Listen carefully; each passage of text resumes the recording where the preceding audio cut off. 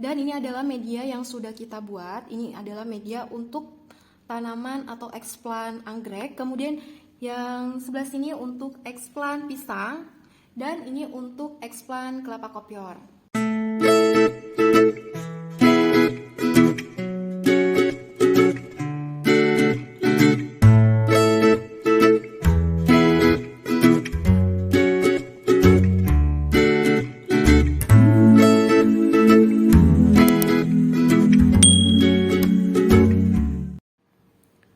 Assalamualaikum warahmatullahi wabarakatuh. Selamat datang di channel Kultur Jaringanku. Oke teman-teman, di video kali ini kita akan membahas tentang permasalahan yang ada di kultur jaringan. Salah satunya yaitu media tanam juga zat pengatur tumbuh. Sebelum kita lanjut ke videonya, jangan lupa like, comment, share, dan subscribe. Perbanyakan tanaman dengan sistem kultur jaringan dilaksanakan di dalam suatu laboratorium yang aseptik. Bisa juga di dalam ruangan yang steril atau aseptik dengan menggunakan peralatan seperti pada laboratorium mikrobiologi.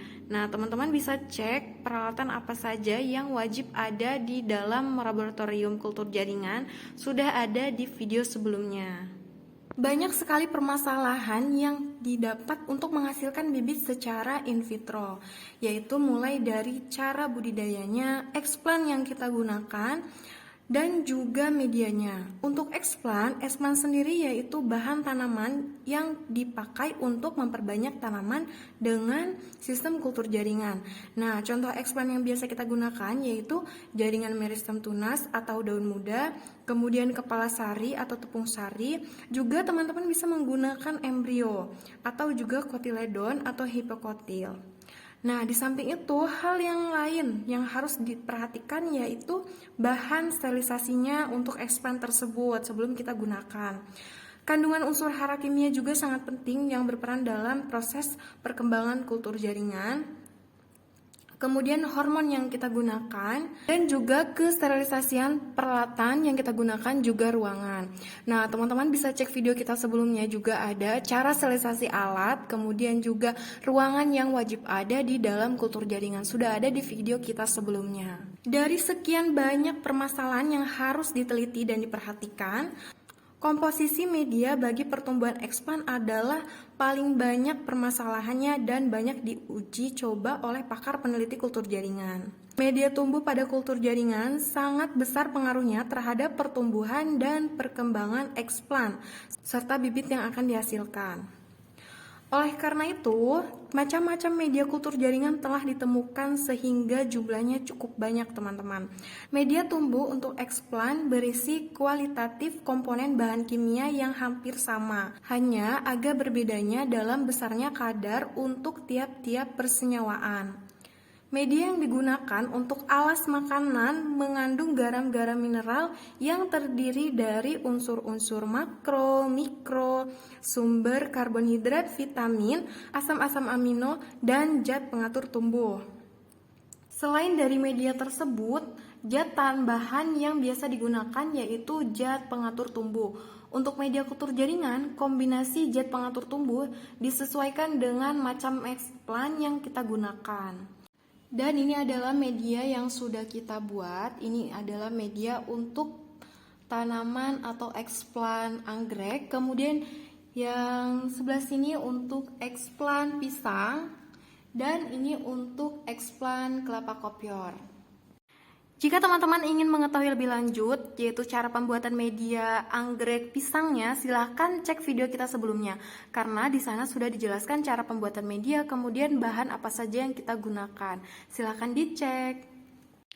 Dan media yang sudah kita buat ini, atau media kultur jaringan yang biasa digunakan, mengandung unsur hara, makro, mikro, vitamin, dan juga zat PT. Zat pengatur tumbuh dapat dibagi menjadi beberapa golongan, yaitu golongan auksin, sitokinin, giberlin, dan inhibitor. Kemudian zat pengatur tumbuh yang tergolong dalam auksin adalah IAA, IBA, kemudian NAA, dan 2,4D. Sedangkan zat pengatur tumbuh yang termasuk dalam golongan sitokinin adalah kinetin, jitin, ribosil, dan juga BAP. Dan zat pengatur tumbuh yang termasuk golongan gibberellin antara lain GA1, GA2, GA3, dan juga GA4. Dan terakhir, sedangkan zat pengatur tumbuh yang termasuk dalam golongan inhibitor antara lain adalah fenolik dan asam absisik. Selanjutnya, kita akan melihat seperti apa zat pengatur tumbuh golongan auksin dan juga sitokinin. Oke teman-teman, kita akan memperlihatkan ZPT golongan sitokinin dan auksin. Ini penyimpanannya kita taruh di dalam kulkas.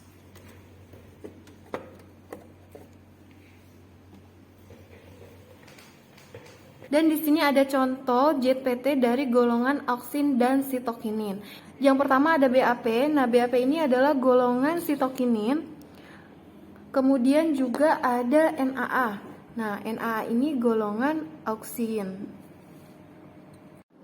Fungsi dari setiap golongan ZPT tersebut juga memiliki perbedaan. Yang pertama yaitu auksin. Auksin merupakan ZPT yang berperan dalam perpanjangan sel pucuk atau tunas tanaman. Kemudian selain itu juga memacu pemanjangan sel, juga mendukung pertumbuhan diameter batang. Nah, auksin ini mempengaruhi pertambahan panjang batang, kemudian pertumbuhan, juga percabangan akar. Sedangkan ZPT golongan sitokinin memiliki peran dalam pembelahan sel. Kemudian sitokinin ini juga berperan dalam mempengaruhi pertumbuhan dan diferensiasi akar, mendorong pembelahan sel dan pertumbuhan secara umum, juga mendorong perkecambahan. Kemudian gibberellin. Nah, gibberellin ini merupakan ZPT yang berperan dalam mendorong perkecambahan biji, perkembangan kuncup, pemanjangan batang, dan juga pertumbuhan daun. Dan yang terakhir, ZPT inhibitor. Salah satu fungsi ZPT inhibitor ini yaitu berperan untuk menghambat senyawa fenol dari eksplan yang kita gunakan. Oke teman-teman, kita tadi sudah membahas tentang media tumbuh, kemudian ZPT, dan juga fungsinya dari masing-masing ZPT tersebut. Nah, selanjutnya teman-teman juga bisa mengkombinasikan ZPT tersebut. Misalnya, kombinasi pembanding zat pengatur tumbuh golongan auksin dan sitokinin. Oke teman-teman, untuk kombinasi perbandingan zat pengatur tumbuh golongan auksin dan sitokinin, dan ini adalah menurut metode Moore, salah satu buku yang kami punya. Dan teman-teman bisa menggunakan metode ini, contohnya untuk pertumbuhan akar saja. Bisa menggunakan sitokinin 1 mili, kemudian auksin 4 mili. Dan untuk akar dan tunas, teman-teman bisa menggunakan 2 mili sitokinin dan 3 mili auksin, atau bisa juga menggunakan 3 mili sitokinin dan 2 auksin. Terakhir, untuk kombinasi tunas saja, teman-teman bisa menggunakan sitokinin 4 mili dan auksin 1 mili, atau sitokinin 5 mili dan tidak menggunakan auksin. Oke teman-teman, sampai di sini dulu videonya. Semoga bermanfaat. Dukung selalu channel ini untuk terus berkembang dengan cara like, comment, share, dan subscribe. Terima kasih. Wassalamualaikum warahmatullahi wabarakatuh. Salam kultur jaringan.